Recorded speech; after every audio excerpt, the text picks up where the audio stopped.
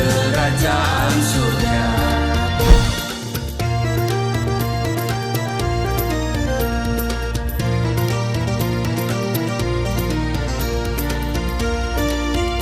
Shalom Bapak Ibu, sahabat Galilea dan seluruh subscriber Galilea Network yang diberkati oleh Tuhan Yesus. Apa kabar hari ini?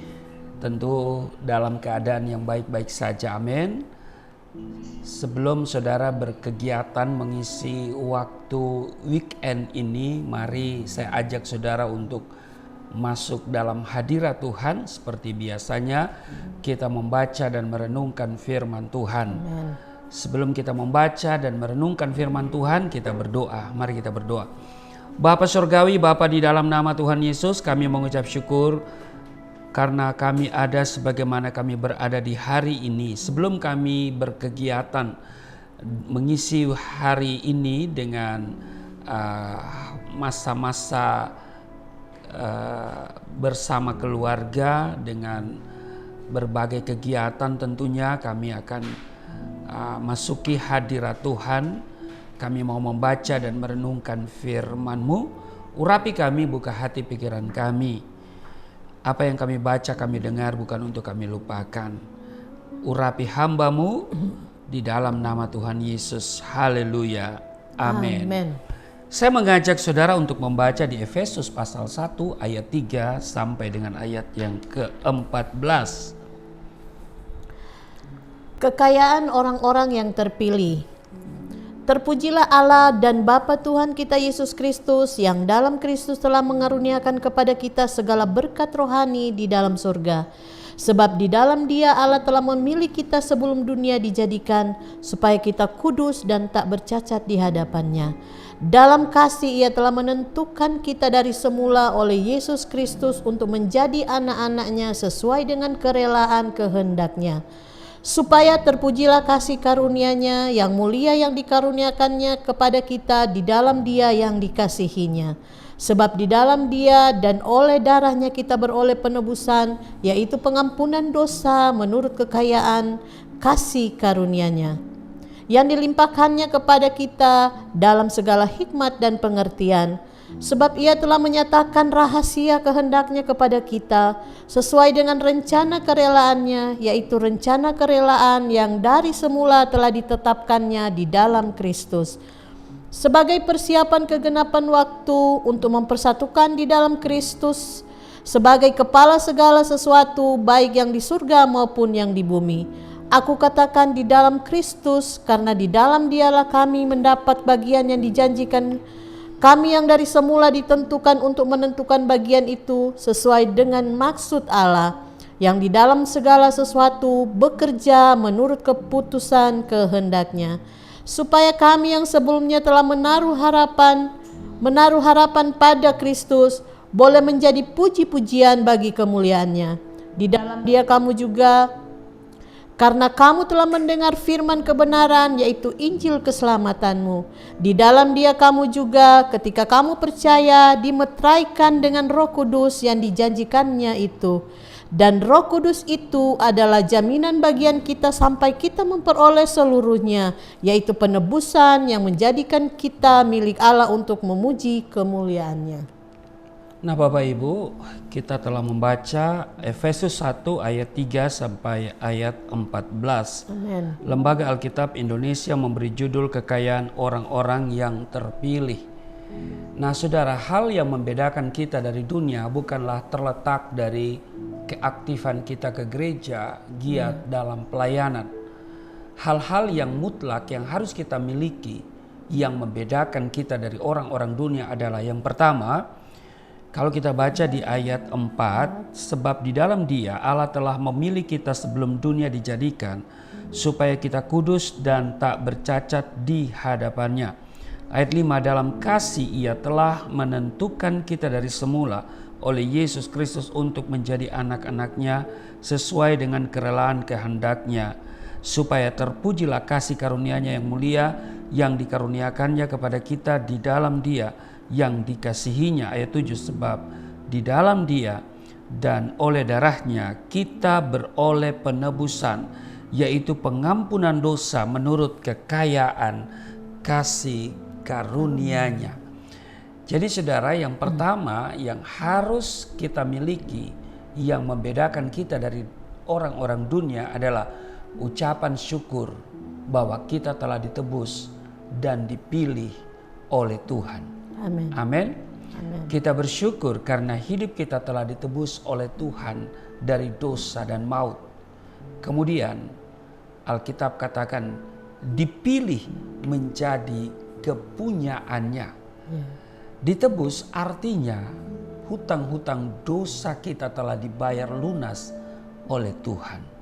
Amin. Amin. Itu yang pertama, ucapan syukur bahwa kita telah ditebus, dan oleh penebusan itu kita menerima pengampunan dosa di ayat 7 dan ayat 14.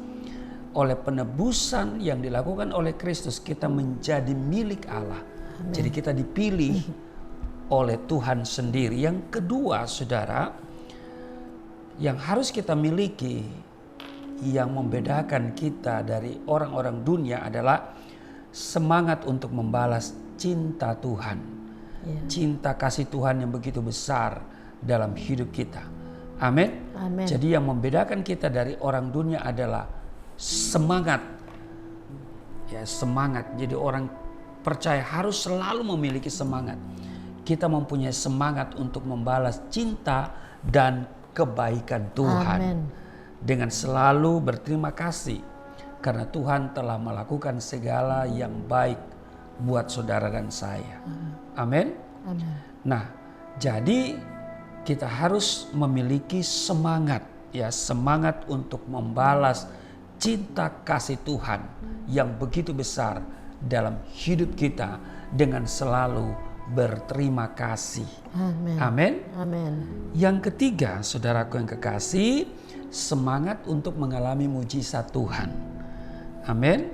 Semangat untuk mengalami mujizat Tuhan. Amsal 18 ayatnya yang ke-14 mengatakan kepada kita, Amsal 18 ayatnya yang ke-14 dikatakan di sana, orang yang bersemangat dapat menanggung penderitaannya, tetapi siapa akan memulihkan semangat yang patah? Nah, saudara, dikatakan orang yang bersemangat dapat menanggung penderitaannya, tetapi siapa yang akan memulihkan semangat yang patah? Apapun yang kita alami di sepanjang kehidupan ini, pastikan kita selalu bersemangat, yaitu memiliki kemauan dan gairah untuk meraih janji-janji Tuhan. Amin. Nah, untuk mengalami pintu-pintu mujizat yang terbuka, kita harus bersemangat. Amen. Orang yang bersemangat adalah orang yang memiliki iman.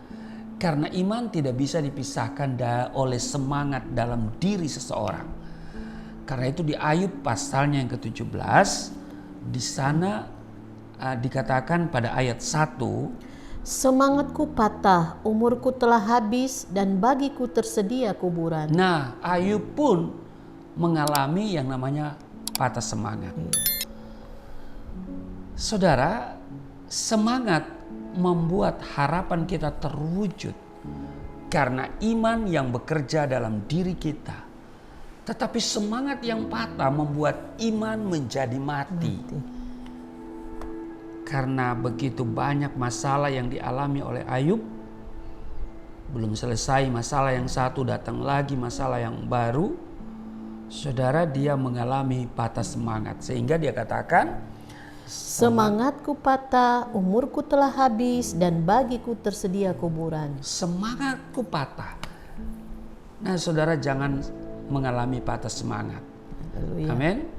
Sebab semangat membuat harapan kita terwujud karena iman yang bekerja dalam diri kita. Tetapi semangat yang patah membuat iman menjadi mati. Tuhan berjanji menepati setiap firman yang keluar dari mulutnya. Amen. Karena itu jangan lemah dan apalagi patah semangat. Karena Tuhan tidak pernah gagal akan firman-Nya. Dia selalu menepati setiap janji bagi umatnya. Amin. Amin. Apapun masalah yang sedang kita hadapi, jika kita memiliki semangat, maka Tuhan akan memberikan jalan keluar bagi setiap kita. Yes. Nah, ciri-ciri orang yang bersemangat adalah yang pertama, tidak mudah mengeluh.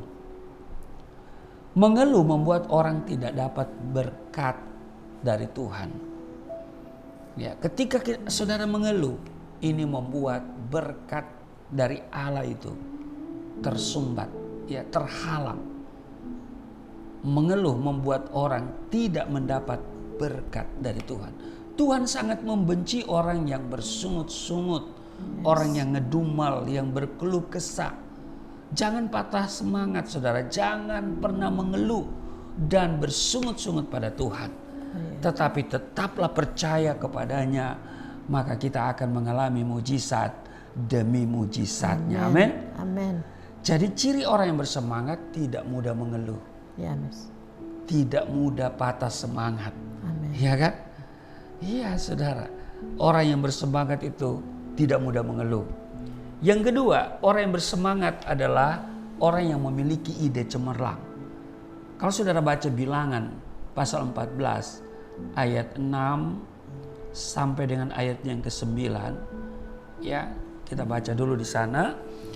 Di Bilangan pasal 14 ayat 6. Tetapi Yosua bin Nun dan Kaleb bin Yefune yang termasuk orang-orang yang telah mengintai negeri itu mengoyakkan pakaiannya dan berkata kepada segenap umat Israel, negeri yang kami lalui untuk diintai itu adalah luar biasa baiknya. Jika Tuhan berkenan kepada kita, maka Ia akan membawa kita masuk ke negeri itu dan akan memberikannya kepada kita suatu negeri yang berlimpah-limpah susu dan madunya. Hanya janganlah memberontak kepada Tuhan dan janganlah takut kepada bangsa negeri itu, sebab mereka akan kita telan habis. Yang melindungi mereka sudah meninggalkan mereka, sedang Tuhan menyertai kita. Janganlah takut kepada mereka. Kita tahu kisah ini, saudara. Musa mengirim 12 pengintai, ya kan? 12 orang untuk mengintai negeri yang akan mereka masuki, yaitu negeri Kanaan, ya, yang berlimpah susu dan madu. Tetapi saudara, apa yang terjadi? 10 dari 12 orang memberikan laporan yang membuat orang yang mendengar patah semangat. Tetapi Yosua dan Kaleb, dia memberikan laporan yang berbeda, yang membuat orang yang mendengar kembali menemukan kekuatan. Nah, saudara, dan kita tahu bahwa dari hampir 2 juta orang generasi itu yang Tuhan izinkan masuk tanah perjanjian itu hanya 2 orang, yaitu Yosua dan Kaleb. Mengapa? Karena Yosua dan Kaleb tidak pernah kehilangan ide-ide yang berani untuk maju menghadapi tantangan hidup. Maka Tuhan membela dan berada di pihaknya untuk memberikan kemenangan demi kemenangan baginya. Semangat yang dimiliki oleh Yosua dan Kaleb inilah yang membuat mereka tidak pernah kehilangan ide-ide yang berani untuk maju menghadapi tantangan hidup. Jadi saudaraku yang kekasih, ciri orang yang bersemangat memiliki ide yang cemerlang. Yang ketiga, ciri orang yang bersemangat berani menghadapi tantangan hidup. Berani mengambil resiko, membayar harga. Mereka berubah untuk mengubah keadaan, mengubah lingkungan, bahkan bangsa. Jadilah orang yang tetap bersemangat meskipun keadaan kita tidak sesuai dengan harapan. Amin. Bartimeus, kalau saudara baca di Perjanjian Baru, seorang yang buta. Dia tetap berseru-seru pada Tuhan meskipun banyak orang menyuruhnya untuk diam. Namun ia tidak memusingkan hal itu, bahkan terus berseru memanggil nama Tuhan. Dan seketika itu juga Bartimeus mendapatkan apa yang menjadi semangatnya. Ia disembuhkan dari penyakitnya. Ada lagi kisah yang menarik, wanita yang mengalami pendarahan 12 tahun. Dia mengalami kesembuhan karena ia tetap semangat, berharap, ya kan? Dan percaya pada Tuhan sampai mujizat dinyatakan atas hidupnya. Haleluya. Wanita Kanaan yang datang kepada Yesus, ya, dia memiliki semangat iman yang luar biasa. Amen. Dia memohon kesembuhan anaknya perempuan yang sangat menderita karena kerasukan setan. Walaupun kalau saudara baca di Matius pasal 15 ayat 21 sampai ayat 28 itu, dia mengalami ujian demi ujian. Yang pertama, Yesus diam, ya, tidak merespon, ya kan? Kemudian datang murid-murid meminta kepada Yesus supaya mengusir perempuan itu dengan alasan dia mengikuti mereka dengan berteriak-teriak. Bahkan Yesus juga menghindar dengan berkata, aku diutus hanya kepada umat Israel, domba yang hilang dari bangsa Israel. Bahkan dengan tegas Yesus mengucapkan bahwa tidak patut mengambil roti yang disediakan bagi anak-anak dan melemparkan kepada anjing. Jadi wanita itu diidentikan dengan anjing, saudara. Tetapi perempuan itu tetap mendekat, dia tidak kehilangan semangat, ya kan? Dia datang kepada Yesus dengan semangat iman yang luar biasa. Dan akhirnya Yesus memuji iman perempuan itu dengan berkata, hai ibu, besar imanmu. Ya, jadilah sesuai dengan apa yang engkau inginkan. Nah, saudaraku yang kekasih, jadi orang yang bersemangat itu berani menghadapi tantangan hidup. Yang keempat, ciri orang yang bersemangat memiliki keberanian untuk bertanding dalam pertandingan iman yang benar. Kita membaca di 1 Timotius pasal 6 pada ayat 11 sampai dengan ayatnya yang ke-16. Di sana dikatakan di 1 Timotius pasalnya yang ke-6 pada ayat 11 sampai dengan ayatnya yang ke-16. Dikatakan begini, tetapi engkau hai manusia Allah, jauhilah semuanya itu, kejarlah keadilan, ibadah, kesetiaan, kasih, kesabaran, dan kelembutan. Bertandinglah dalam pertandingan iman yang benar dan rebutlah hidup yang kekal.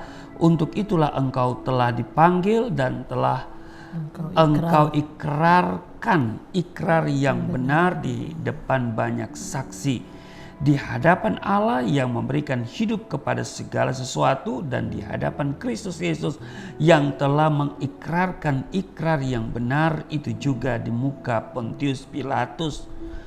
Kuserukan kepadamu, turutilah perintah ini dengan tidak bercacat dan tidak bercela, sehingga pada saat Tuhan kita Yesus Kristus menyatakan dirinya, yaitu saat yang akan ditentukan oleh penguasa yang satu-satunya dan yang penuh bahagia, Raja di atas segala raja dan Tuhan di atas segala Tuhan. Dialah satu-satunya yang tidak takluk kepada maut, bersemayam dalam terang yang tak terhampiri, seorang pun tak pernah melihat dia, dan memang manusia tidak dapat melihat dia.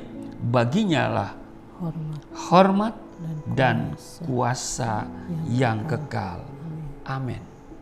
Nah, setiap orang percaya mempunyai keberanian untuk melakukan perjuangan iman.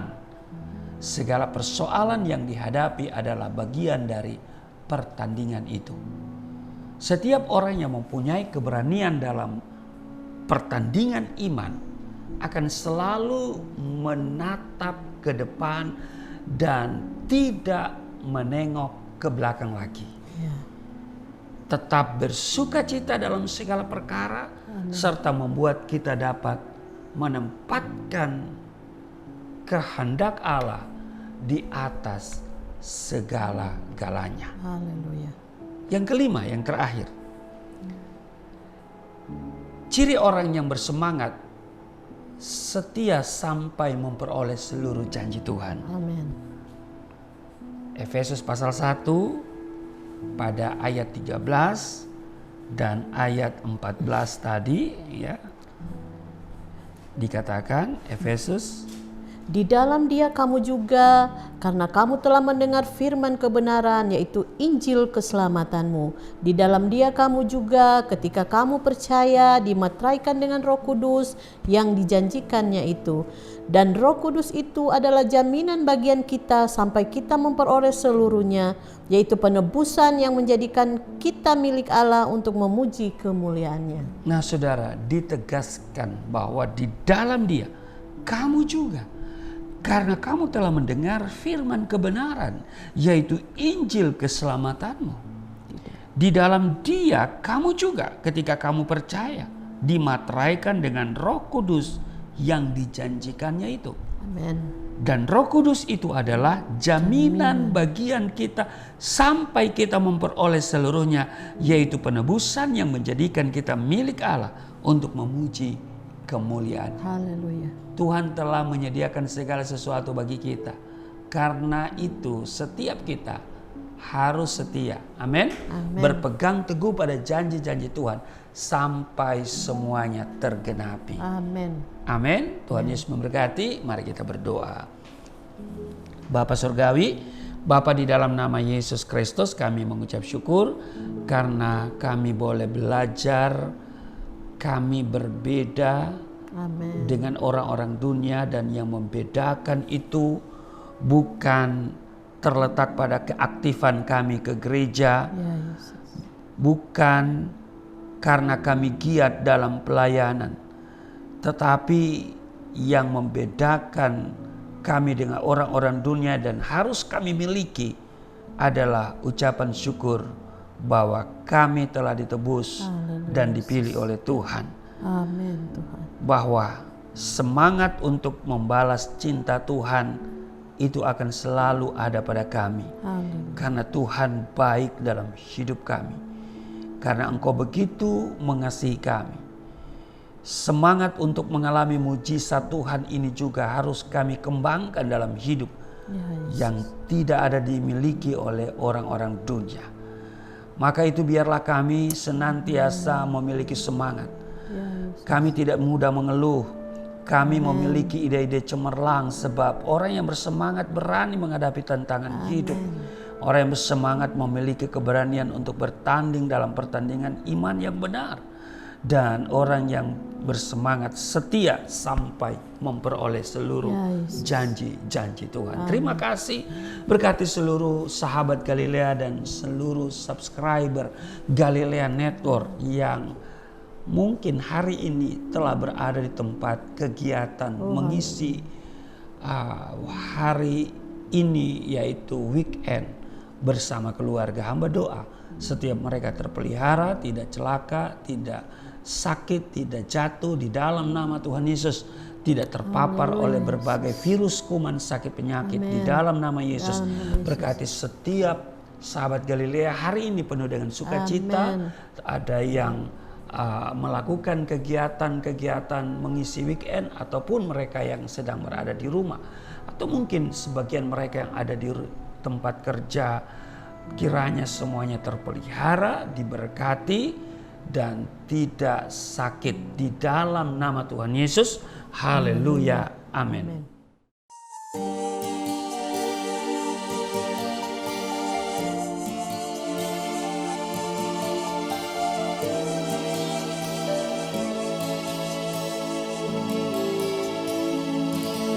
Bapa kami yang di surga,